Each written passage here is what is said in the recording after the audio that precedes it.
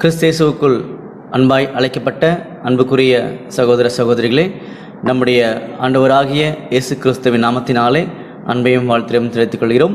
விசேஷமாக நிறைவேறும் நீதி என்கிற தலைப்பின் கீழாக நம்ம ஆண்டோடைய திட்டங்களை தொடர்ந்து பார்த்துட்டு வந்துட்டுருக்கிறோம். அதில் கடைசியாக 15ஆம் பாகம் முடிச்சிருந்தோம். அதில் நம்ம என்ன பார்த்துருந்தோம்னு சொல்லி பார்த்தீங்கன்னா, இந்த 3ஆம் உலகம் அந்த கான்செப்டை நம்ம தொடங்கியிருந்தோம் இல்லையா? ஸோ இன்றைக்கி நம்ம பார்க்க போகிறது அதனுடைய தொடர்ச்சியாக 16ஆம் பாகத்துக்குள்ளே நம்ம உள்ளே போக போகிறோம். அப்போ 3ஆம் உலகன்றது எப்போ தொடங்கும் சொல்லி பார்த்தீங்கன்னா, இந்த 2ஆம் உலகத்தினுடைய முடிவு. 2ஆம் உலகம் எப்போ முடியும்னு சொல்லி பார்க்கும்போது, அர்மகதன் யுத்தத்தினுடைய முடிவில் அது முடிஞ்சு 3ஆம் உலகமாகிய அந்த புதிய வானம் புதிய பூமி ஸ்தாபிக்கப்படும் அப்படின்றத பார்த்தோம் இல்லையா? அப்போது அந்த புதிய வானம் புதிய பூமி தான் 3ஆம் உலகம். அது நம்முடைய ஆண்டவர் இயேசு கிறிஸ்துனுடைய ஒரு 1000 ஆண்டு அரசாட்சியை அடையாளப்படுத்தக்கூடிய வகையில் நம்முடைய ஆண்டவர் வேதத்தில் வசனங்களை கொடுத்துருந்தான்றதையும் நாம் பார்த்தோம். அப்போ அதை பார்த்தீங்கன்னா 2 பாகமாக பிரிச்சிருந்தார். 3ஆம் உலகத்தை 2 பாகமாக பிரிச்சிருந்தார். ஒன்று மேலிருந்து ஆளுகை செய்வது, இன்னொன்று அந்த ஆளுகையை பூமியில் பெற்றுக்கொள்வது. புரிஞ்சுங்களா? ஸோ மேலேருந்து ஆளுகை செய்வது, இன்னொன்று பூமியிலேருந்து ஆளுகையை பெற்றுக்கொள்வது. அப்போது இந்த பூமியில் யார் இருப்பாங்கன்னு சொல்லி பார்த்தீங்கன்னா, 1000 ஆண்டு அரசாட்சியில் ஆபிரகாம் முதற்கொண்டு எல்லா கிறிஸ்தவான்களும், உலக ஜனங்களும், கிறிஸ்தவர்களும், யூதர்களும் எல்லாருமே இந்த பூமியில் தான் இருப்பாங்க. மேலே யார் இருப்பாங்கன்னு சொல்லி பார்த்தீங்கன்னா, யார் யாரெல்லாம் ஆண்டவரை இன்றைக்கு உண்மையாக பின்பற்றி அவர் மாதிரியே வாழ்ந்து மறைச்சி அவருடைய திட்டத்தை விருப்பத்தை நிறைவேற்றுறாங்களோ அவங்க மட்டும்தான் மேலே அவரோட கூட ஆளுகை செய்ய முடியுன்றதை பார்த்தோம். அதனால தான் நம்ம 2 தீமோத்தேயு 2ஆம் அதிகாரம் 12ஆம் வசனம் படிக்கும்போது, அவரோட கூட பாடுகளை சகித்தாமானால் ஆளுகையும் செய்வோன்றது என்ன பண்ணார்னா நமக்கு சொல்லி காமிச்சார். அப்போ அன்புக்குரிய சகோதர சகோதரிகளே, இந்த 3ஆம் உலகம் எப்படி இருக்கும், அதில் அந்த ஆசீர்வாதங்களை பெறக்கூடிய மக்கள் யார், நம்முடைய நிலைமை என்ன அப்படின்ற மாதிரி ஒரு சில காரியங்கள் என்ன பண்ண போகிறோம்னா, நம்ம குயிக்காக ஒரு 30 நிமிஷத்தில் என்னெல்லாம் பார்க்க முடியுமோ அதை நம்ம பார்க்கலாம். சரிங்களா? அன்புக்குரிய சகோதர சகோதரிகளே, இந்த 3ஆம் உலகம்ன்றது நம்முடைய இயேசு கிறிஸ்துனுடைய ஆளுகைக்கு உட்பட்ட ஒரு காலப்பகுதின்றதில் மாற்றமே இல்லைன்றதை புரிய வச்சார் இல்லையா? அப்போது அந்த காலப்பகுதியில் யார் இந்த பூமியில் இருப்பாங்கன்னு சொல்லி பார்த்தீங்கன்னா, ஒட்டுமொத்த உலக ஜனங்களும், அதாவது ஆதாம்லேருந்து இதுக்கப்புறமா கடைசியாக ஒருத்தங்க மறுகி போகிறாங்க இல்லையா, அந்த எல்லா ஜனங்களும் அந்த 3ஆம் உலகத்தில் இருப்பாங்க. 1000 ஆண்டு அரசாட்சியில் 1000 ஆண்டு அரசாட்சி தான் 3ஆம் உலகம். அதில் எல்லா ஜனங்களும் உயிர்த்தெழுந்து வருவாங்க. வசனம் படிக்கலாமா? பாருங்க, யோவான் 5ஆம் அதிகாரம் 28ஆம் வசனம். யோவான் 5ஆம் அதிகாரம் 28ஆம் வசனம். இதை குறித்து நீங்கள் ஆச்சரியப்பட வேண்டாம், ஏனென்றால் பிரேத குடிகளில் உள்ள அனைவரும் அவருடைய சத்தத்தை கேட்கும் காலம் வரும். பார்த்தீங்களா? இதை குறித்து நீங்கள் ஆச்சரியப்பட வேண்டாம், பிரேத குழியில் உள்ள அனைவரும் அவருடைய சத்தத்தை கேட்கக்கூடிய காலம் வரும். அப்போ எல்லாருமே என்ன பண்ணுவாங்கன்னா, அவருடைய சத்தத்தை கேட்டு உயிர் தெழுந்து வருவாங்க அப்படின்றத என்ன பண்ணுறாருன்னா நமக்கு இங்கே சொல்லி காமிக்காரு. அப்போ உங்களுக்கு கூடவே இன்னொரு சந்தேகம் கூட வரலாம். அப்போ 1000 ஆண்டு அரசாட்சியில் எல்லாருக்குமே உயிர்த்தல் இருக்குதா அப்படின்னு சொல்லி பார்த்தீங்கன்னா, எல்லாருக்குமே உயிர்த்தல் இருக்குது. நல்லவங்க கெட்டவங்க, இந்த மதம் அந்த மதம், இவங்க அவங்கன்ற பாகுபாடே கிடையாது. எல்லாருமே ஆதாம் முதற்கொண்டு எல்லாருமே என்ன பண்ணுவாங்கன்னா உயிர்த்தறதில் வருவாங்க. அப்படி வரும்போது அந்த ஜனங்களை ஆளுகை செய்யக்கூடிய ஆளுகை முறைமைகள், அங்கே கிடைக்கக்கூடிய ஆசீர்வாதங்கள், அந்த ஜனங்கள் தங்களை எப்படி மாற்றிக்க போகிறாங்க, என்ன செய்ய போகிறாங்க, இதெல்லாம் தான் பார்த்தீங்கன்னா இந்த 3ஆம் உலகம் காலப்பகுதியில் நம்முடைய ஆண்டவர் ரொம்ப டீட்டெயிலாக வேதத்தில் என்ன பண்ணியிருக்காரு, ரெக்கார்ட் பண்ணி வச்சிருக்காரு. அதில் ஒரு சில காரியங்கள் மட்டும் என்ன பண்ண போகிறோம்னா இப்போ நம்ம கவனிக்க போகிறோம். சரிங்களா? அப்போ இது ஒரு மிகப்பெரிய ஒரு சுவிசேஷம். அதனால பார்த்தீங்கன்னா இன்றைக்கு இருக்கக்கூடிய ஒரு காலப்பகுதியில் இந்த ஒரு உண்மையான சுவிசேஷம், இப்படிப்பட்ட ஒரு ஆசீர்வாதமான காலப்பகுதி வரப்போகுது. அது எப்படி இருக்க போகுது, யார் ஆளுகை செய்ய போகிறா, யார் ஆளுகையை பெற போகிறாங்க, இப்படிப்பட்ட அநேக காரியங்களை குறித்து ஒரு நம்பிக்கையை வேதத்தின் அடிப்படையில் இல்லாமல் என்ன பண்ணியிருக்காங்கன்னா அநேகர் வச்சுட்டு இருக்கிறாங்க. கண்மூடித்தனமாக பார்த்தீங்கன்னா சில நம்பிக்கைகளை உள்ளே வச்சுக்கிட்டு அதை கனவு காண்டு அதை கனவுல என்ன பண்ணுறாங்கன்னா கனவு உலகமாக வாழ்ந்துட்டு இருக்கிறாங்க. எப்படின்னு சொல்லி பார்த்தீங்கன்னா, இன்னைக்கு ஆண்டு ராஜ்யம் வரும், அப்புறமா பார்த்தீங்கன்னா இந்த உலகம் ஃபுல்லாக கோல்டில் நிரம்பி இருக்கும், மேலேயும் கோல்டு இருக்கும், ரோடு ஃபுல்லாக கோல்டு இருக்கும். இது மாதிரி இந்த சாதாரண கருத்துக்களை பார்த்தீங்கன்னா அவனுடைய தெய்வீகமான திட்டத்துக்கு விரோதம் பார்த்தீங்கன்னா அநேக காரியங்களை இந்த உலகத்தின் அதிபதியாக பிசாசானவன் உலகத்துக்குள்ள வச்சிருக்கிறான். இது ஒரு சாம்பிள் நான் சொன்னது. இந்த மாதிரி நிறைய கற்பனை உலகத்தை என்ன பண்ணிருக்காங்கன்னா உலகத்தில் கொண்டு வச்சிருக்காங்கன்றது உங்களுக்கு நல்லா தெரியும் இல்லையா? ஆனால் ரியாலிட்டியில் எப்படி இருக்க போகுதுன்றதான் நம்முடைய ஆண்டவர் வசனத்தை மட்டும் என்ன பண்ணியிருக்காருன்னு வச்சு நம்மகிட்ட காமிச்சிருக்காரு. அதான் இந்த 3ஆம் உலகத்தில் விசேஷமான ஒரு காரியம் சொல்லி பார்க்குறோம். அப்போ இதை வந்து எதிர்பார்க்கக்கூடிய எதிர்பார்ப்பு இருக்கு இல்லையா, அது ரொம்ப கம்மி இன்னைக்கு. ஆனா உலகத்துக்குள்ள ஆக்சுவலா இன்னைக்கு என்ன நடந்துட்டு இருக்குன்னு சொல்லி பாத்தீங்கன்னா பாருங்க, ரோமர் 8ஆம் அதிகாரம் 22ஆம் வசனம். ரோமர் 8ஆம் அதிகாரம் 22ஆம் வசனம்.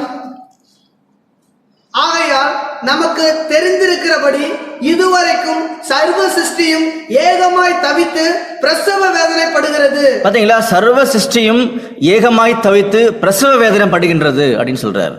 அப்போ ரொம்ப அதிகமான வேதனைக்குள்ள இன்னைக்கு மக்கள் வாழ்ந்துட்டு இருக்கிறாங்க. ஆனா அந்த வேதனையில தங்களை தாங்க என்ன பண்ணிருக்காங்கன்னா திருப்தி ஆக்கிறாங்க. அவங்களுக்கு தெரிஞ்ச நம்பிக்கையின் அடிப்படையில் அப்படியே வாழ்க்கையை வாழ்ந்து என்ன பண்றாங்கன்னா அப்படியே செட்டில் ஆகி அப்படியே மறிச்சு போறாங்க. எல்லாருமே என்ன நம்பிக்கை கொடுத்துருக்கான்றது அநேகருக்கு தெரியாம என்ன பண்றாங்கன்னா வாழ்க்கையை வந்து முடிச்சுக்கிறாங்கன்னு சொல்லி நினைக்கிறோம். அப்போ இன்னைக்கு வந்து ஜனங்கள் அவங்களுடைய சுய தேவைகளுக்காக வாழ்க்கை ஃபுல்லா அர்ப்பணிச்சு ஆண்டவருடைய தெய்வீகமான திட்டம் என்ன பண்றாங்கன்னா புரிஞ்சிக்க முடியாத அளவுக்கு வாழ்க்கையை கொண்டு போயிட்டு இருக்காங்கன்னு சொல்லி நம்ம கவனிக்கிறோம் இல்லையா. அதனால பாத்தீங்கன்னா நம்முடைய ஆண்டவர் இயேசு கிறிஸ்து அவர் முதலாம் ஆண்டில் வந்திருக்கும் போதே இன்னைக்கு இருக்கக்கூடிய காலப்பகுதி குறித்து அவர் அருமையான வந்து வார்த்தைகளை சொல்லி காமிச்சார். படிக்கலாம் பாருங்க, மத்தேயு 24ஆம் அதிகாரம் 37ஆம் வசனம். மத்தேயு 24ஆம் அதிகாரம் 37ஆம் வசனம். நோவாவின் காலத்தில் எப்படி நடந்ததோ அப்படியே மனுஷகுமாரன் வரும் காலத்தில் நடக்கும். எப்படி எனில் ஜலப்பிரளயத்துக்கு முன்னான காலத்திலே நோவா பேழைக்குள் பிரவேசிக்கும் நாள் வரைக்கும் ஜனங்கள் புசித்தும் குடித்தும் பெண் கொண்டும் பெண் கொடுத்தும் ஜலப்பிரளயம் வந்து அனைவரையும் வாரி கொண்டு போக மட்டும் உணராது இருந்தார்கள். பாத்தீங்களா, இப்ப இருக்கக்கூடிய மக்கள் எப்படி இருக்காங்கன்றத நம்முடைய ஆண்டவர் இங்க கிளியரா சொல்லி காமிக்கிறார். நல்லா கவனிங்க அன்புக்குரிய சகோதர சகோதரிகளே, ஒட்டுமொத்த உலக ஜனங்களுடைய சிந்தனைக்குள்ள ஆண்டவருடைய தெய்வீகமான திட்டங்கள் அவர் சொன்னது மாதிரி எனக்கு இல்லை. எல்லாருடைய சிந்தனைகள் எதிர்பார்ப்புகள் வாழ்க்கை ஃபுல்லா பாத்தீங்கன்னா இப்போ நாம் படிச்ச வசனத்துல சொல்லப்பட்டது மாதிரி இருக்குது. ஜனங்கள் பெண் கொண்டார்கள், குடித்தார்கள், புசித்தார்கள் சொல்லியிருக்கு இல்லையா, இதெல்லாம் மாம்சத்துக்குரிய ஒரு காரியமா இருக்குது. அப்போ அதே மாதிரிதான் இன்னைக்கு ஒட்டுமொத்த உலக ஜனங்களும் மாம்சத்துக்குரிய காரியத்துக்குள்ளேயே வாழ்ந்துட்டு இருக்காங்களே தவிர அந்த தெய்வீகமான காரியத்துக்குள்ள என்ன பண்றது இல்லைன்னா வசனத்தின் அடிப்படையில ஆண்டவர் சொன்ன உணர்வுக்குள்ள என்ன பண்ண முடியலன்னா அனைவரால கடந்து போக முடியல. அப்போ கடந்து போக முடியலன்றது எப்படி புரிஞ்சுக்க முடியும்னு சொல்லி பார்த்தீங்கன்னா இன்னைக்கு ஒரு சின்ன சூழ்நிலை வந்த உடனே ஒரு பயம் வருது, ஒரு நடுக்கம் வருது, ஒரு தடுமாற்றம் வருது, ஒரு சோர்வு வருது. நாளைக்கு என்ன நடக்குமோ தெரியல. உலகத்துக்குள்ள நல்லா கவனிச்சுக்கோங்க, உலகத்துக்குள்ள எவ்வளவு விஞ்ஞானங்கள் இருந்தாலும், எவ்வளவு அருமையான வந்து டெக்னாலஜிஸ் நம்ம சொல்ற வார்த்தைகள் இருந்தாலும், எவ்வளவு அதிகமான வந்து ஞானங்கள் அறிவு இருந்தாலும், இன்னைக்கு ஆண்டவர் கொடுக்கக்கூடிய தெய்வீகமான அந்த ஒரு சந்தோஷத்தையும் சமாதானத்தையும் புரிந்து கொள்ள முடியாத அளவுக்கு தான் இன்னைக்கு உலகத்தினுடைய ஞானங்கள் இருக்குது, உலகத்தினுடைய அறிவுகள் இருக்குது. அப்போ இன்னைக்கு ஒட்டுமொத்த உலக ஜனங்களும் ஆண்டவர் பக்கமா திரும்பணும். அவங்க வந்து அவநம்பிக்கையிலிருந்து அவிவிசுவாசத்திலிருந்து இல்லையா எல்லாரும் ஜனங்கள் வந்து ஆண்டவரை நோக்கி திரும்பணும். அப்படிப்பட்ட ஒரு காலப்பகுதி என்ன பண்ணியிருக்காருன்னா முன்னாடி வச்சிருக்கிறார்.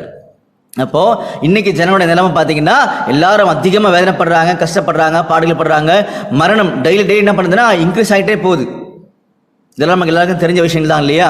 அப்போ இன்னைக்கு இப்படிப்பட்ட நிலைமையில மக்கள் இருக்கும்போது, இன்னைக்கு இப்படிப்பட்ட நிலைமையில மக்கள் இருக்கும்போது அந்த மக்களுக்கு விசேஷமான ஆசீர்வாதம் என்னன்றது தான் நம்முடைய வேதத்தில் நம்முடைய எழுதி வச்சிருக்காரு. அதுதான் 3ஆம் உலகத்தில் நடக்கக்கூடிய ஒரு காரியங்கள் சரி பார்க்குறோம் இல்லையா.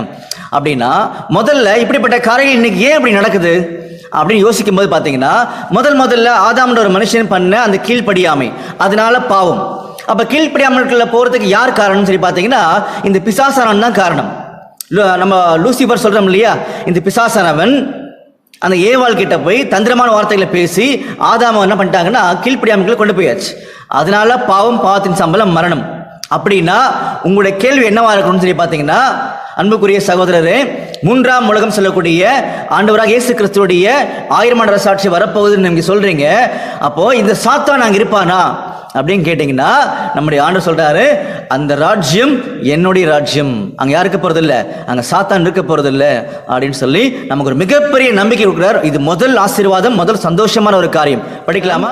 வெளிப்படுத்தின விசேஷம் 20ஆம் அதிகாரம் 2ஆம் வசனம். வெளிப்படுத்தின விசேஷம் 20ஆம் அதிகாரம் 2ஆம் வசனம். பிசாசு என்றும் சாத்தான் என்றும் சொல்லப்பட்ட பழைய பாம்பாகிய வலுசர்ப்பத்தை அவன் பிடித்து அதை 1000 வருஷங்களும் கட்டி வைத்து அந்த 1000 வருஷம் நிறைவேறும் வரைக்கும் அது ஜனங்களை மோசம் போக்காதபடிக்கு அதை பாதாளத்திலே தள்ளி அடைத்து அதன் மேல் முத்திரை போட்டான். பாத்தீங்களா, 1000 வருஷம் அங்க யார் இருக்க மாட்டான்னு சொல்லி பாத்தீங்கன்னா முதல்ல அங்க பிசாசானவன் சாத்தான் இருக்க மாட்டான். அப்ப இன்னைக்கு பாத்தீங்கன்னா இன்னைக்கு சாத்தானுடைய ஆளுகை தான் ஒட்டுமொத்த உலகம் ஃபுல்லா இருக்குன்றதுக்கு நம்முடைய ஆண்டவர் வந்து சாட்சி கொடுத்திருக்காரு. படிக்கலாமா? 1 யோவான் 5:19 1 யோவான் 5:19 நாம் தேவனால் உண்டாயிருக்கிறோம் என்றும் உலகம் முழுவதும் பொல்லாங்கனுக்குள் கிடக்கிறது என்றும் அறிந்திருக்கிறோம். பாத்தீங்களா? அப்ப உலகம் ஃபுல்லா பொல்லாங்கனுக்குள் கிடக்கிறது என்பதை அறிந்திருக்கிறோம் அப்படின்னு சொல்லி காமிக்கிறார் இல்லையா? அப்ப அன்புக்குரிய சகோதர சகோதரிகளே, அப்ப 1000 ஆண்டு அரசாட்சியில முதல்ல யார் இருக்க மாட்டாங்கன்னா பிசாசனம் இருக்க மாட்டாங்க. சரிங்களா? First point. ரெண்டாவது பாயிண்ட் பாத்தீங்கன்னா நம்ம ஏற்கனவே பார்த்த மாதிரி அந்த 1000 ஆண்டு அரசாட்சியில ஜனங்கள் இருப்பாங்கன்னு சொல்லி பாத்தீங்கன்னா எல்லா ஜனங்களும் இருப்பாங்கன்றத யோவான் 5:28 நம்ம படிச்சிட்டோம். சரிங்களா? அப்ப அவங்களுக்கு தான் 1000 ஆண்டு அரசாட்சியுடைய ஆசீர்வாதங்கள், அந்த 3ஆம் உலகத்தினுடைய அந்த புதிய வானத்தினுடைய அந்த ரூல்ஸ் அண்ட் ரெகுலேஷன்ஸ், எல்லா விதமான பிளெஸிங்கும் போய் சேரப்போகுது அப்படின்றதையும் என்ன பண்ணலாம்னா இப்போ நம்ம புரிஞ்சுக்கலாம் சொல்லி பார்க்குறோம். சரிங்களா? அப்படின்னா அந்த ஜனங்களுக்கு முதல்ல நம்முடைய ஆண்டவர் செய்யக்கூடிய பிளெஸிங் ஆசீர்வாதம் என்ன அப்படின்ற ஒரு கேள்வி வந்துச்சு இல்லையா? ஒரு அருமையான ஆசீர்வாதத்தை என்ன பண்ண போறாருன்னா நம்முடைய ஆண்டவர் வந்து அந்த ஜனங்களுக்கு கொடுக்க போறாரு. படிக்கலாமா? பாருங்க, ஏசாயா 11:9 படிக்கலாம். ஏசாயா 11:9 என் பரிசுத்த பர்வதமெங்கும் தீங்கு செய்வாரும் இல்லை, கேடு செய்வாரும் இல்லை. சமுத்திரம் ஜலத்தினால் நிறைந்திருக்கிறது போல பூமி கர்த்தரை அறிகிற அறிவினால் நிறைந்திருக்கும். பாத்தீங்களா?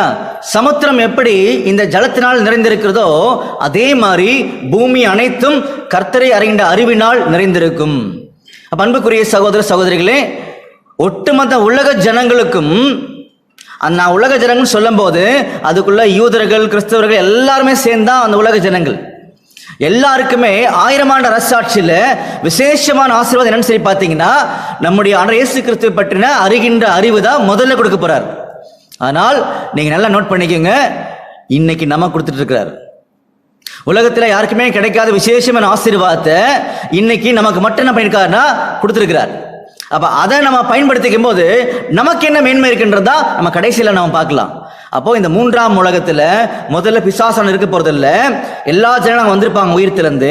மூணாவது பாத்தீங்கன்னா வந்த உடனே நம்முடைய இயேசு கிறிஸ்துவை அறிகின்ற அறிவுக்குள்ளாக ஜனங்கள் நிரப்பப்பட போறாங்க அப்படின்றது 3வது முக்கியமான ஒரு காரியமா இருக்குன்னு சொல்லி நம்ம பார்க்கிறோம். சரிங்களா?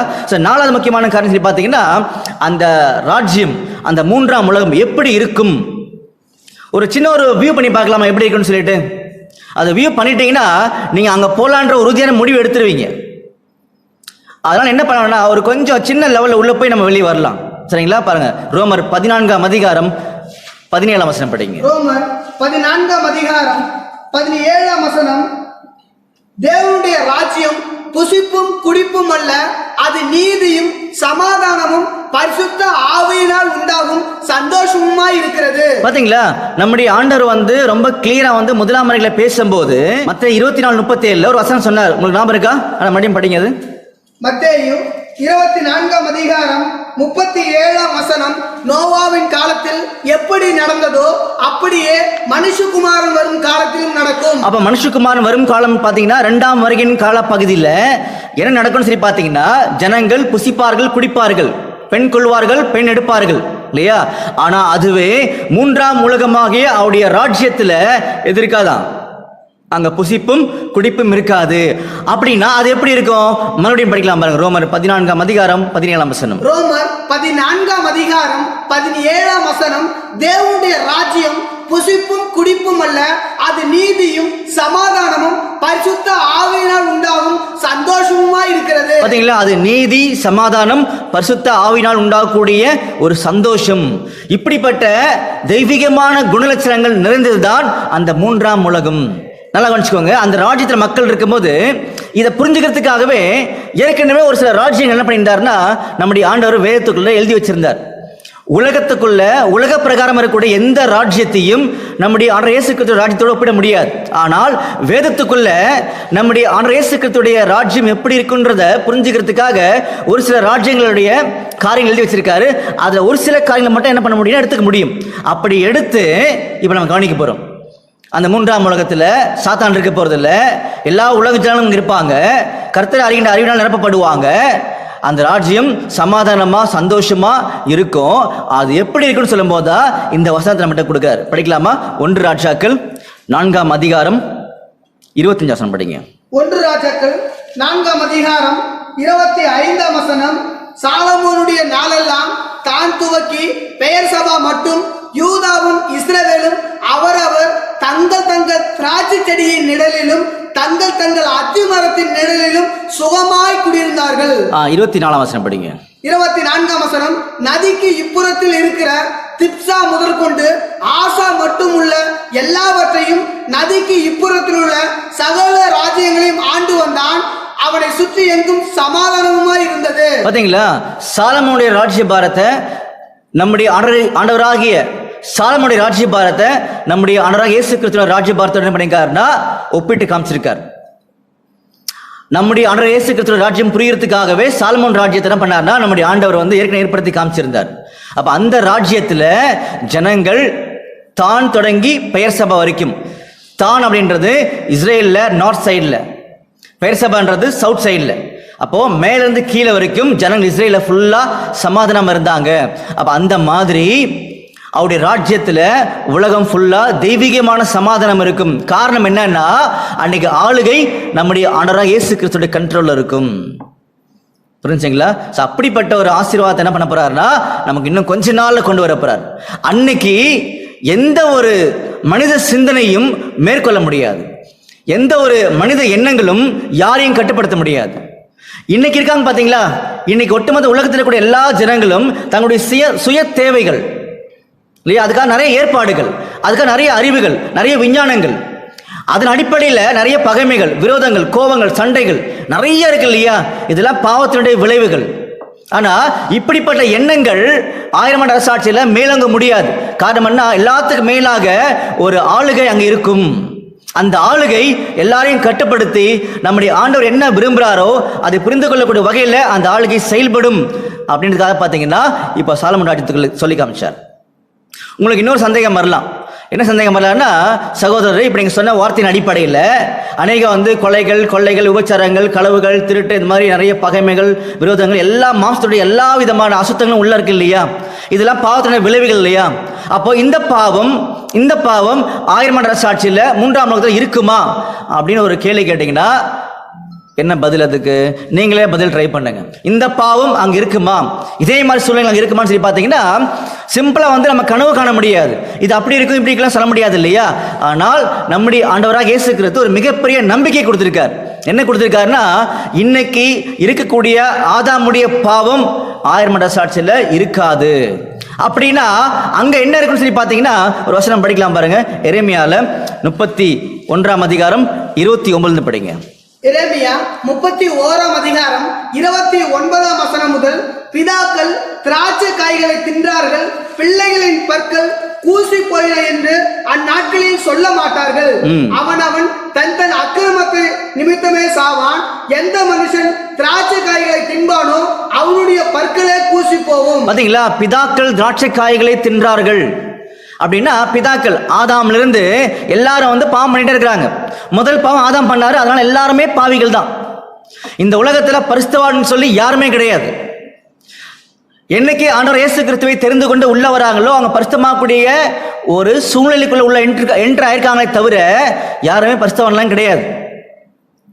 அப்போ ஆதாம் முதற்கொண்டு அந்த பாவம் பண்ணதுனால பிதாக்கள் திராட்சை காய்களை தின்றார்கள். இன்னைக்கு பிள்ளைகளுடைய பற்கள் கூசி போயின இல்லையா. அந்த மாதிரி 1000 ஆண்டு அரசாட்சியில் சொல்ல மாட்டாங்க, எங்க அப்பா பாவம் பண்ணாரு, எங்க தாத்தா பாவம் பண்ணாரு, ஆதாம் பாவம் பண்ணாரு, அதனாலதான் இன்னைக்கு நான் பாவியா இருக்கிறேன் அப்படின்னு இன்னைக்கு சொல்ற மாதிரி 1000 ஆண்டு அரசாட்சியில் சொல்ல முடியாது. காரணம் என்னன்னா, ஆதாமுடைய பாவத்துக்காக தான் இன்னைக்கு நம்முடைய ஆண்டவர் இயேசு கிறிஸ்து மரித்தார். அந்த பாவத்துக்கான தண்டனையை அவர் பெற்றுக்கொண்டார். அதனாலதான் இனி ஒட்டுமொத்த உலக ஜனங்களுக்கும் உயிர்த்தெழுதல் அப்படின்னு சொல்லக்கூடிய ஒரு மேன்மையான ஆசீர்வாதம் முதல்ல கொடுத்து 1000 ஆண்டு அரசாட்சியில் கொண்டு வரார். அப்படி கொண்டு வந்த உடனே அங்க ஜனங்கள் தவறுகள் செய்வாங்கன்னு சொல்லி பார்த்தீங்கன்னா செய்வாங்களாம். ஆனால் எப்படி செய்வாங்கன்னா, ஆதாமுடைய பாவத்தால் செய்ய மாட்டாங்க. அன்னைக்கு இருக்கக்கூடிய அவங்களுடைய அறியாமையினால அவங்களால பாவம் செய்ய முடியும். பாவம்னா இன்னைக்கு இருக்க மாதிரி பாவம் கிடையாது. அன்னைக்கு சிறு சிறு தவறுகள் செய்ய முடியும். காரணம் என்னன்னா அவங்களுடைய அறியாமையினால செய்ய முடியுன்றதா இந்த வசனத்தை சொல்றாரு. வசந்தம் மறுபடியும் படிக்கலாமா பாருங்க. எரேமியா 31ஆம் அதிகாரம் 29 படிக்கலாம். எரேமியா 31ஆம் அதிகாரம் 29ஆம் வசனம் முதல், பிதாக்கள் திராட்சை காய்களை தின்றார்கள், பிள்ளைகளின் பற்கள் கூசி போயின என்று அந்நாட்களில் சொல்ல மாட்டார்கள். அவன் தன் தன் அக்கிரமத்தின் நிமித்தமே சாவான். பாத்தீங்களா, அவனவன் தன் தன் அக்கிரமத்தின் நிமித்தமாகவே சாவான். இந்த இடத்துல அக்கிரமம் எப்படி வரும்னு நீங்க கேட்டீங்கன்னா, ஜனங்களுடைய அறியாமை. 1000 ஆண்டு அரசாட்சியில நம்முடைய இயேசு கிறிஸ்து ராஜ்யபாரத்தை தொடங்கின உடனே ஒட்டுமொத்த உலக ஜனங்களுக்கும் ஆண்டவர் யாருன்னு தெரியாது. அப்ப ஆண்டவர் யாருன்னு தெரியறதுக்காக தான் சமுத்திரம் ஜலத்தினால் நிறைந்திருக்கிறது போல பூமி அனைத்தும் கர்த்தரை அறிகின்ற அறிவினால் நிறைந்திருக்கின்ற மாதிரி அந்த வசனத்துக்கு ஏற்ப என்ன பண்ணுவார்னா, அந்த சத்தியத்தை கொஞ்சம் கொஞ்சமா உள்ள கொண்டு போவார். சத்தியம் போக போக போக தான் ஜனங்கள் தெளிவுகளை வருவாங்க. இதை குறித்து 100% உண்மைகளை, தெளிவுகளை, வசனங்களை என்ன பண்ணிருக்காருன்னா ஆண்டவர் இந்த பரிசுத்த வேதாமத்துக்குள்ள வச்சிருக்கிறார். புரிஞ்சுங்களா? அப்போ 1000 ஆண்டு அரசாட்சியில் ஆதாமுடைய பாவம் இருக்காது. இது மிகப்பெரிய சந்தோஷமான ஒரு விஷயம். அப்ப ஜனங்கள் பாத்தீங்கன்னா ஒவ்வொரு ஆசீர்வாதத்தையும் பிளஸிங் என்ன பண்ணுவாங்கன்னா அதை நோக்கி ரொம்ப வாஞ்சியா முன்னாடி போவாங்க. ஆனா இன்னைக்கு அப்படி போலையே. இன்னைக்கு சுயநலத்தின் அடிப்படையில் எனக்கு ஒரு தேவைகள் இருக்கும் போது நான் ஆண்டவரை நோக்கி ஓடுறேன். ஆனா அன்னைக்கு என்ன பண்ணுவாங்கன்னா, ஆண்டவரே உம்முடைய சித்தம் என்ன, நீங்க என்ன விரும்புறீங்க, நாங்க எப்படி வாழணும், நாங்க என்ன செய்யணும், என்ன செய்யக்கூடாது அப்படின்னு சொல்லி ஜனங்கள் இதை மட்டுமே சிந்திக்கக்கூடிய வகையில் என்ன பண்ணுவாங்கன்னா அவருடைய ராஜ்யத்தில் செயல்படுவாங்க. அப்படி செயல்படக்கூடிய அந்த உலக ஜனங்களுக்கு கிடைக்கக்கூடிய ஆசீர்வாதங்களை இன்னும் கொஞ்சம் லிஸ்ட் இருக்குது, நம்ம அதை கவனிக்க போறோம். சரிங்களா? அப்படின்னா அந்த ராஜ்யத்தில் இன்னைக்கு இருக்கிற மாதிரி யுத்தங்கள் இருக்குமா? இன்னைக்கு டெய்லி யுத்தங்கள் தான். நம்முடைய ஆண்டவர் இயேசு கிறிஸ்து மத்தேயு 24ஆம் அதிகாரத்தில் அருமையா பேசியிருக்காரு. யுத்தங்களையும் யுத்தங்களின் செய்திகளையும் கேள்விப்பட்டீர்கள், கலங்காதபடிக்கு எச்சரிக்கையாக இருங்கள் அப்படின்னு பேசியிருக்காரு இல்லையா? அப்ப நீங்க கேட்கல, ஆண்டவரே உம்முடைய ராஜ்யமாகி 3ஆம் உலகத்தில் இதே மாதிரி யுத்தங்கள் தொடர்ந்து இருக்குமா ஆண்டவரே அப்படின்னு கேட்டீங்கன்னா ஒரு அருமையான பதில் என்ன பண்றாருன்னா நமக்கு சொல்றாரு. படிக்கலாமா? ஏசாயா 2ஆம் அதிகாரம் 4ஆம் வசனம் படிங்க. ஏசாயா 2ஆம் அதிகாரம் 4ஆம் வசனம். அவர் ஜாதிகளுக்குள் நியாயம் தீர்த்து திரளான ஜனங்களை கடிந்து கொள்வார். அப்பொழுது அவர்கள் தங்கள் பட்டயங்களை மண்வெட்டிகளாகவும் தங்கள் ஈட்டிகளை அரிவாள்களாகவும் அடிப்பார்கள். ஜாதிக்கு விரோதமாக ஜாதி பட்டயம் எடுப்பதில்லை, இனி அவர்கள் யுத்தத்தை கற்பதும் இல்லை. பாத்தீங்களா? அன்னைக்கு இருக்கக்கூடிய ஜனங்களுக்கு, அன்னைக்கு வரக்கூடிய ஜனங்களுக்கு இன்னைக்கே நற்செய்தி சொல்றார். இதுக்கு பேர் தாங்க காஸ்பல். அன்புக்குரிய சகோதரர்களே, நற்செய்தியை இன்னைக்கு நம்முடைய ஆண்டவர் இயேசு கிறிஸ்து பைபிள் ரெக்கார்ட் பண்ணி வச்சிட்டார். அப்ப இந்த நற்செய்தி புரியாம இன்னைக்கு அநேகர் என்ன பண்றாங்கன்னா வாழ்க்கையை தொலைச்சிட்டு இருக்கிறாங்கன்னு சொல்லி கவனிக்கிறோம். அப்ப 1000 ஆண்டு அரசாட்சியில யுத்தங்களே இருக்க போறது இல்ல, ஜனங்கள் ஃபுல்லா சமாதானமா குடியிருப்பார்கள், சாலமன் ராஜ்யம் மாதிரி இருக்கும் அப்படின்னு என்ன பண்ணிட்டாருன்னா நமக்கு முதல்ல ஒரு நம்பிக்கை கொடுக்குறாரு. அடுத்து பாத்தீங்கன்னா நீங்க கேட்கலாம், அன்புக்குரிய சகோதரரே, இன்னைக்கு இந்த பூமியில நியாய தீர்ப்பு இல்லை, சரியில்லை. ஒருவேளை ஏதாவது ஒரு நியாயம் வேணும், ஒரு நீதி வேணும் அப்படின்னு சொல்லி நமக்கு இருக்கக்கூடிய ஒரே ஒரு மன்றம் நீதிமன்றம் தான்.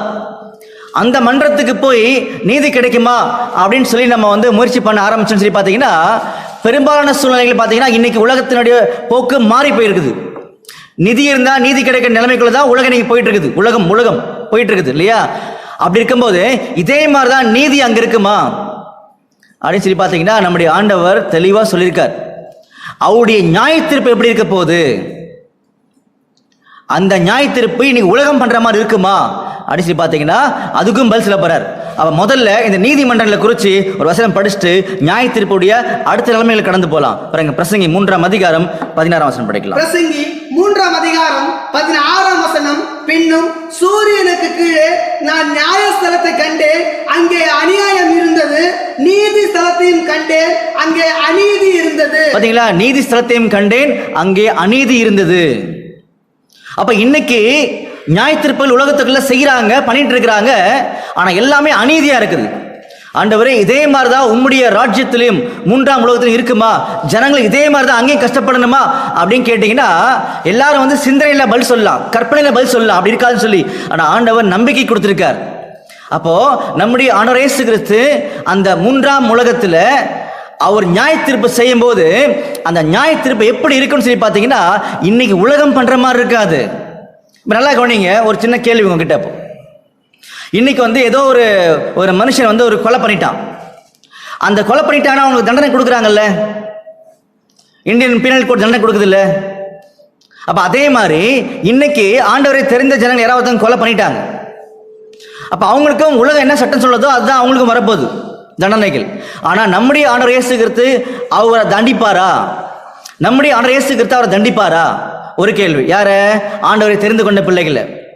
இப்ப அடுத்தது, உலகத்துக்குள்ள மற்ற மதம் இருக்கிறாங்களே, பிரஜாதி மதங்கள், ஒரு வேளை நீங்கள் ஹிந்துசம் அப்படின்னு எடுத்துக்கிட்டீங்கன்னா அந்த ஜனங்கள் உயிர்த்தெழுந்து வரும்போது அவங்கள தண்டிப்பார் ஆண்டவர். அப்படி எல்லாம் முஸ்லீம் எடுத்துக்கலாம், அவங்க ஒரு வேளை வந்தாங்கன்னா அவங்களை தண்டிப்பார் ஆண்டவர் அடிச்சு பார்த்தீங்கன்னா, நம்முடைய ஆண்டவராக இயேசு கிறிஸ்துடைய பார்வையில் ஹிந்துவோ கிறிஸ்டினோ முஸ்லீம் எதுவுமே கிடையாது. அவருடைய பார்வையில் எல்லாருமே ஆண்டவுடைய பிள்ளைகள். அப்படிதான் அவர் பார்ப்பாரே தவிர, அப்படிதான் அவர் பார்த்துட்டு இருக்காரே தவிர, அவர் மதங்களை வச்சு மனுஷர்களை பார்ப்பது இல்லை. நல்லா புரிஞ்சுக்கோங்க. இன்னைக்கும் கூட அவர் கிறிஸ்டியன் ஹிந்து முஸ்லீம்லாம் பார்க்கறது இல்லை. நம்முடைய ஆண்டவரை யார் உண்மையா தெரிஞ்சுக்கிறாங்களோ எல்லாருமே அவர் எப்படி பார்க்கணுன்றதா இன்னைக்கு நமக்கு சொல்லி காமிச்சிருக்காரு. இதே மாதிரி தான் 1000 சாட்சியும் பார்க்க போறாராம். படிக்கலாமா? பாருங்க, ஏசாயா 11ஆம் அதிகாரம் 3ஆம் வசனம் படிக்கலாம். ஏசாயா 11ஆம் அதிகாரம் 3ஆம் வசனம். கர்த்தருக்கு பயப்படுதல் அவருக்கு உகந்த வாசனையா இருக்கும். அவர் தமது கண் கண்டபடி நியாயம் தீர்க்காமலும் தமது காது கேட்டபடி தீர்ப்பு செய்யாமலும் நீதியின்படி ஏழைகளை நியாயம் விசாரித்து யதார்த்தத்தின்படி பூமியில் உள்ள சிறுமையானவர்களுக்கு தீர்ப்பு செய்து பூமியை தமது வாக்கின் கோலால் அடித்து தமது வாயின் சுவாசத்தால் துன்மார்க்கனை சங்கரிப்பார். பாத்தீங்களா அன்புக்குரிய சகோதர சகோதரிகளே, அவருடைய ராஜ்யத்துல 3ஆம் உலகத்துல அவர் கண் கண்டபடி காது கேட்டபடி தீர்ப்பு செய்ய மாட்டாராம். பூமியில் கூட ஜனங்களை யதார்த்தம் என்ன பண்ணுவாருன்னா நியாயம் தீர்ப்பாராம். அப்ப நியாய தீர்ப்புன்னு சொல்லக்கூடிய ஒரு அருமையான ஒரு திட்டத்தை என்ன பண்ணிருக்காருன்னா வேதத்துல வச்சிருக்காரு. அது எப்படின்றத இன்னும் கொஞ்சம் விரிவாக நம்ம பின்னாடி கூடிய காலத்தில் படிக்கலாம். இப்போ என்ன சொல்லியிருக்காருன்னா, அவருடைய ராஜ்யத்தில் 3ஆம் உலகத்தில் யதார்த்தமா நியாயம் தீர்ப்பாரு அப்படின்னு சொல்லியிருக்காரு. ஒருவேளை நீங்கள் தவறு பண்ணிட்டீங்களா, உங்களுக்கு சட்டம் தெரியல இதுக்கு முன்னாடி, இப்போ என்ன பண்ணாதீங்க, இனிமே ஏற்கனவே பண்ண மாதிரி தவறுகள் செய்யாதீங்க, சட்டம் தெரிஞ்சுக்கோங்க அப்படின்னு சொல்லி என்ன பண்ணுவார்னா ஜனங்கிட்ட சொல்லுவாரே தவிர ஜனங்களை கூப்பிட்டு என்ன பண்ண மாட்டாரு, நெருப்பில் போட்டு முக்கியம் என்ன பண்ண மாட்டார்னா கட்டாயம் பண்ண மாட்டார். ஏன்னா ஜனங்களுக்கு வேதத்தின் அறிவே இல்லாத பட்சத்தில் என்ன பண்ண மாட்டார்னா அப்படிப்பட்ட நியாய தீர்ப்பெல்லாம் கொடுக்க மாட்டார் ஆண்டவர். அப்ப நியாய தீர்ப்பை குறித்து 1000 சாட்சியில் எப்படி எப்படிலாம் இருக்க போகுதுன்றத இப்போ ஒரு சின்ன வசனத்தின் மூலமா சொல்லி காமிச்சிருக்காரு. சரிங்களா? இப்போ அடுத்த பாயிண்ட் உள்ள போலாம். இப்போ ரொம்ப சுருக்கமா சில ஆசீர்வாதம் மட்டும் நம்ம பார்த்துட்டே போயிட்டு இருக்கோம். சரிங்களா? அடுத்து பார்த்தீங்கன்னா, இன்னைக்கு உலகத்துக்குள்ள என்னைக்கு மனிதன் பாவத்துக்குள்ள போனாங்களோ அன்னைக்கு அவங்களுக்கு கொடுத்த அந்த மேன்மையான ஆசீர்வாதம் இழந்து போயாச்சு. அப்போ இந்த பூமியில மனிதனுக்கு கிடைச்ச மேன்மையான ஆசீர்வாதம் என்னன்னு சொல்லி பார்த்தீங்கன்னா, ஆதாமை கூப்பிட்டு நீ ஆண்டுகொள், ஆளுகை செய் அப்படின்னு சொன்னார். அப்படி பண்ணும்போது ஆதாம் எதெல்லாம் கூப்பிட்டு பேர் போட்டாரோ அதெல்லாம் அப்படி ஆயிடுச்சு. உங்களுக்கு நல்லாவே தெரியும் இல்லையா? மிருகஜீவனுக்கெல்லாம் பேர் போட்டது யாரு? நம்முடைய ஆதாம் தானே பேர் போட்டார். அவர் என்ன பேர் போட்டாரோ அது அப்படியே ஆயிடுச்சுன்னு சொல்லி நம்ம படிக்கிறோம் இல்லையா? பாருங்க, ஆதியாகமத்துல 1ஆம் அதிகாரத்துல 30ஆம் வசனம் படிங்க. ஆதியாகமம் 1ஆம் அதிகாரம் 30ஆம் வசனம். பூமியில் உள்ள சகல மிருக ஜீவன்களுக்கும் ஆகாயத்தில் உள்ள சகல பறவைகளுக்கும் பூமியின் மேல் ஊரும் பிராணிகள் எல்லாவற்றிற்கும் பசுமையான சகல பூண்டுகளையும் ஆகாரமாக கொடுத்தேன் என்றார். அது அப்படியே ஆயிடுச்சு. பாத்தீங்களா? அதுக்கு முன்னாடி பேர்லாம் போட்டு வந்துருவார். இப்ப என்ன உணவு கொடுத்தாரோ அது அப்படியே ஆச்சுன்னு சொல்லுவார் இல்லையா? நல்லா கவனிச்சுக்கோங்க. இந்த வசனம் நம்ம ஏன் படிச்சோன்னா, ஆதாமுக்கு ஆண்டவர் கொடுத்த மேன்மைகள் இது எல்லாமே. அப்ப ஆதாம் ஒரு சிங்கத்தை கூப்பிட்டா அது வரும் இல்லையா? ஆதாம் ஏதோ ஒரு மிருகத்தை கூப்பிட்டா அது வரும். இன்னைக்கு நாம கூப்பிட்டா வருமா? நாம கூப்பிட்டா ஒரு நாய் கூட இன்னைக்கு வராது. ஏன்னா மனிதனுடைய நிலைமைகள் ஃபுல்லா இன்னைக்கு மாறி போயிடுச்சு. பாவங்கள் பெருகிறதுனால மனித சுபாவங்கள் மிருக சுபாவத்துக்கு ஒப்பா போயிடுச்சு. மிருகம் என்ன பண்ணிடுச்சு, இனிமே இந்த மனுஷன் கூட வாழ்றதுல எந்த பிரயோஜனமே கிடையாதுன்னு சொல்லி மிருகம் எங்க போயிடுச்சு? மிருகம் காட்டுக்கு போயிடுச்சு. அப்ப நாட்டு மிருகம் காட்டு மிருகம் சொல்லி மனுஷனுடைய கீழ்ப்படியாமையால இதெல்லாம் பிரிக்கப்பட்டுச்சு. இப்ப நம்முடைய கேள்வின்னு சொல்லி பாத்தீங்கன்னா, நம்முடைய ஆண்டவர் இயேசு கிறிஸ்துவின் 1000 சாட்சியில இதே மாதிரி பாகுபாடுகள் அங்க இருக்குமா அப்படின்னு சொல்லி ஒரு கேள்வி. அந்த கேள்வி புரிஞ்சுக்கிறதுக்காக பாத்தீங்கன்னா, இந்த மிருகத்துல ஒரு சிங்கம் வச்சு ஒரு சிங்கத்தை எடுத்துக்கலாம். சிங்கம் புல்லு சாப்பிடுமா? என்னைக்காவது சாப்பிட்டுருக்கா? சிங்கம் புல்லு சாப்பிடுமா? நல்லா யோசிச்சு பாருங்க.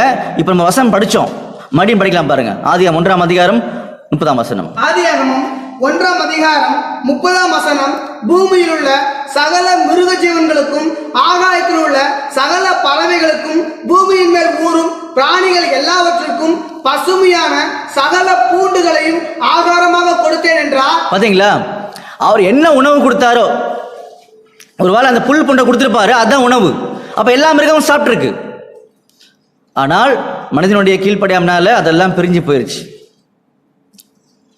இப்ப நம்ம கேள்வி என்ன, 1000 சாட்சியில இந்த மாதிரி ஒரு யதார்த்தமான சூழ்நிலை வருமா? எந்த மாதிரி?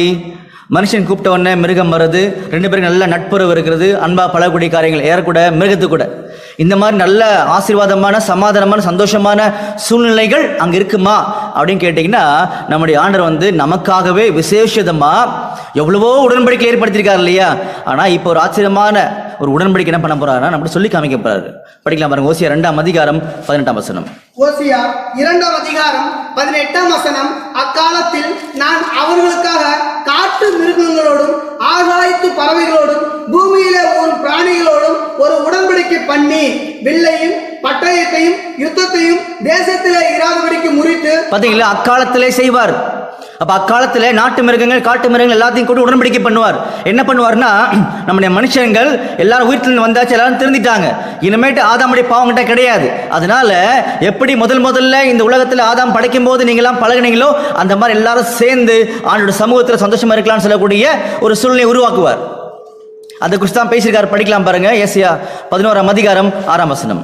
ஏசாயா 11ஆம் அதிகாரம் 6ஆம் வசனம். அப்பொழுது ஓநாய் ஆட்டுக்குட்டியோடு தங்கும், புலி வெள்ளாட்டுக்குட்டியோடு படுத்துக்கொள்ளும், கன்றுக்குட்டியும் பாலசிங்கமும் காளையும் ஒருமித்து இருக்கும் ஒரு சிறு பையன் அவைகளை நடத்துவான். பாத்தீங்களா, எல்லாரும் ஒன்னா இருப்பாங்க, ஒரு சிறு பையன் அவர்களை நடத்துவான்னு சொல்லி காமிச்சிருக்காரு. இன்னொரு வசனம் படிக்கலாம் பாருங்க. ஏசாயா 65:25. ஏசாயா 65ஆம் அதிகாரம் 25ஆம் வசனம். ஓநாயும் ஆட்டுக்குட்டியும் ஒருமித்து மேயும், சிங்கம் மாட்டை போல வைக்கோல் தின்னும், புழுதி சர்ப்பத்துக்கு இரையாகும், என் பரிசுத்த பர்வதம் எங்கும் அவைகள் தீங்கு செய்வதும் இல்லை கேடு உண்டாக்குவதும் இல்லை என்று கர்த்தர் சொல்கிறார். பாத்தீங்களா, நம்முடைய ஆண்டவர் சர்வ லோகத்தை உண்டாக்கின ஆண்டவர் சொல்றாரு, இப்படிப்பட்ட ஒரு சந்தோஷமான சூழ்நிலைகள் அங்க வரப்போகுதுன்றத நம்ம வசனத்தின் மூலமா அந்த நம்பிக்கை கொடுத்திருக்காரு. அப்ப இதெல்லாம் பாத்தீங்கன்னா நீங்க ஒவ்வொரு நாளும் உட்கார்ந்து தியானிச்சு இப்படிப்பட்ட ஆசீர்வாதமான ஒரு சூழ்நிலை முன்னாடி வச்சிருக்காரு. அப்ப அந்த நம்பிக்கையை வாங்கின நாம இனி உலகத்துல ஒரு சாட்சியா வாழ்ந்து காமிக்கணும். அதுக்கு தான் நம்மளை கூப்பிட்டுருக்காரு. நீங்கள் சாட்சிகள் சொல்லியிருக்காரு இல்லையா. நாம் எப்படி சாட்சியா இருக்க முடியும்னா, என்னுடைய ஆண்டவராக இயேசு கிறிஸ்து ராஜ்யம் வரப்போகுது, அது இவ்வளவு பெரிய ஆசீர்வாதம் இருக்க போகுது, அதுக்காக இப்ப நான் ஓடிட்டு இருக்கிறேன். நான் ஓடி ஜெயிச்சிட்டேன் அப்படின்னா ஒட்டுமொத்த உலகத்துக்கு ஆசீர்வாதம் வரப்போகுது. அந்த நம்பிக்கையில ஒரு சாட்சியா வாழ்றதுக்கு தான் இன்னைக்கு நம்மளை கூப்பிட்டு சொல்லிட்டு இருக்காரு. இந்த சாட்சிகள் நம்மகிட்ட காமிக்கிறார் இல்லையா, அது இன்னும் முடியல. சில பேர் சில கேள்வி கேட்கலாம். இன்னைக்கு நிறைய பாவத்து நிமித்தமா நிறைய வியாதிகள் வந்திருக்குது. மனுஷங்க சாப்பிட்றாங்களோ இல்லையோ கரெக்டா டைமுக்கு மாத்திரை போடுறாங்கல்ல, உங்களுக்கு நல்லா தெரியும்ல. இந்த டைமுக்கு அந்த மாத்திரை, அந்த டைமுக்கு இந்த மாத்திரை, எல்லா மாத்திரையும் போட்டு வாழ்க்கையை அப்படியே ஓட்டுறாங்க ஃபுல்லாவே. சில வியாதிகளுக்கெல்லாம் மருந்தே கிடையாது, எப்போ சாவாங்கன்னு தெரியாது. அப்போ அந்த மாதிரி சூழ்நிலை இருக்கும்போது, ஆண்டவரே உங்களுடைய 3ஆம் உலகத்தில் ராஜ்யத்தில் நாங்கள் மாத்திரைக்காக எல்லார்ட்டையும் போய் நிற்கணுமா, நைட்டெல்லாம் போய் மெடிக்கல் ஷாப்பில் கதவு தட்டணுமா, இல்லை கடன் வாங்கணுமா, இப்படிப்பட்ட பிரச்சனைகள் நிறைய இருக்குது ஆண்டவரே. நீங்கள் சொல்லுங்கள், உங்கள் ராஜ்யத்தில் எப்படிலாம் இருக்குமா ஆண்டவரே, எப்படிலாம் இதே மாதிரி பிரச்சனை வியாதி அங்கே இருக்குமா ஆண்டவரேன்னு கேட்டிங்கன்னா ஆண்டவர் அருமையான பதில் சொல்றாரு. படிக்கலாம் பாருங்க. ஏசாயால 33ஆம் அதிகாரம் 24ஆம் வசனம். ஏசாயா 33ஆம் அதிகாரம் 24ஆம் வசனம். வியாதி பட்டிருக்கிறேன் என்று நகரவாசிகள் சொல்வதில்லை, அதில் வாசமாய் இருக்கிற ஜனத்தின் அக்கிரமம் மன்னிக்கப்பட்டிருக்கும். பாத்தீங்களா, வியாதி பட்டிருக்கிறேன் என்று நகரவாசிகள் சொல்லுவதில்லை. அப்போ அங்க வியாதிகளே இல்லாத ஒரு சந்தோஷமான ஒரு காலப்பகுதி என்ன பண்ண போறாருன்னா, ஆண்டவர் இன்னும் கொஞ்ச நாள் கொண்டு வந்து சேர்த்துருவார். நல்லா கவனிச்சுக்கோங்க. நாம் விரும்பினாலும் நீங்க விரும்பினாலும் நடக்காது, நாம் விரும்பாட்டியும் நீங்க விரும்பாட்டியும் நடக்காது. யார் எதிர்பார்த்தாலும் சரி எதிர்பார்க்காட்டியும் சரி, குறித்த வருஷத்துல அந்த ராஜ்யம் இன்னும் கொஞ்ச நாள்ல பூமியில ஸ்தாபிக்கப்படும். அதுக்கு முன்னாடி நமக்கு ஒரு வாய்ப்பு கொடுத்திருக்காரு. உங்களுக்கு என்னெல்லாம் சந்தேகம் இருக்குதோ அதெல்லாம் நீங்க கேட்கலாம். ஆண்டவரே இன்னும் ஒரு கேள்வி கேட்கிற ஆண்டவரே சொன்னா கூட ஒரு பதில் சொல்லுவார். என்ன கேள்வி கேட்கலாம்? இன்னைக்கு நிறைய பேர் வீடு இல்லாம கஷ்டப்படுறாங்க ஆண்டவரே, அப்படியே வீடு கிடைச்சா கூட வாடகை கட்டி ரொம்ப கஷ்டமா இருக்கு ஆண்டவரே, உங்களுடைய ராஜ்யத்துல இந்த மாதிரி கஷ்டப்பட்டோம் ஆண்டவரே, வீடு வாங்கிட்டு லோனு கட்டுறோம் ஆண்டவரே, வாடகை கொடுக்குறோம் ஆண்டவரே, நிறைய பிரச்சனை சந்திக்கிற ஆண்டவரே, இது சின்ன ஒரு ஆசை தான் ஆண்டவரே, உங்களுடைய ராஜ்யத்தில் அதே மாதிரி நாங்களும் வாடகை வீட்டில் இருக்கணுமா ஆண்டவரே, இல்லை லோன் வாங்கணுமா ஆண்டவரேன்னு கேட்டீங்கன்னா அதுக்கு ஆண்டவர் பதில் சொல்றாரு. பாருங்க, ஏசாயா 65ஆம் அதிகாரம் 21ஆம் வசனம் படிக்கலாம். ஏசாயா 65ஆம் அதிகாரம் 21ஆம் வசனம். வீடுகளை கட்டி அவைகளில் குடியிருப்பார்கள், திராட்சை தோட்டங்களை நாட்டி அவைகளின் கனியை புசிப்பார்கள். அவர்கள் கட்டுகிறதும் வேறொருவர் குடியிருக்கிறதும் அவர்கள் நாட்டுகிறதும் வேறொருவர் கனி புசிக்கிறதுமா இருப்பதில்லை. ஏனெனில் விருட்சத்தின் நாட்களை போல என் ஜனத்தின் நாட்கள் இருக்கும். பாத்தீங்களா, இன்னொருத்தர் கட்டுறது நீங்க குடியிருக்கிறது அப்படி இருக்காதான். என்னுடைய ஜனத்தின் நாட்கள் விருட்சத்தின் நாட்கள் மாதிரி இருக்கும். அது என்ன விருட்சம்? ஏதேன் தோட்டத்தில் அந்த ஜீவ விருட்சத்தின் கனி வச்சிருந்தார் இல்லையா, அதை பத்தி இங்க பேசிட்டு இருக்கார். அப்போ 1000 ஆண்டு அரசாட்சியில் இந்த உலகத்தினுடைய சூழ்நிலைகள், காலப்பகுதிகள், காலப்போக்குகள் எப்படி இருக்குன்னு சொல்லி பார்த்தீங்கன்னா விருட்சத்தின் நாட்களை போல. ஏதேன் தோட்டம் எப்படி இருந்துச்சோ அதே மாதிரி மறுபடியும் இந்த பூமியை சீரமைக்க போறாரு. அன்புக்குரிய சகோதர சகோதரிகளே, விசேஷமான ஆசீர்வாதங்களை இன்னைக்கு லிஸ்ட் பண்ணியிருக்கார். இந்த மாதிரி நிறைய லிஸ்ட் இருக்குது. அதெல்லாம் இந்த ஹாஃப் அன் ஹவர்ல பார்க்கறதுக்கு டைம் கிடையாது நம்மகிட்ட இல்லையா? அன்புக்குரிய சகோதர சகோதரிகளே, இவ்வளோ ஆசீர்வாதத்தையும் நம்முடைய ஆண்டவர் இயேசு கிறிஸ்து கொடுக்குறேன்னு சொன்னார் இல்லையா? இன்னும் ஒன்று மட்டும் அவர்கிட்ட கேட்டுடலாமா உங்களுக்காக? இன்னைக்கு எத்தனையோ பேர் பார்த்தீங்கன்னா பிறக்கும் போதே கை இல்லை, கால் இல்லை, முடமா இருக்கிறாங்க, கண் இல்லை, ஊனமா இருக்கு, நிறைய ஊனங்கள் இருக்குல்ல.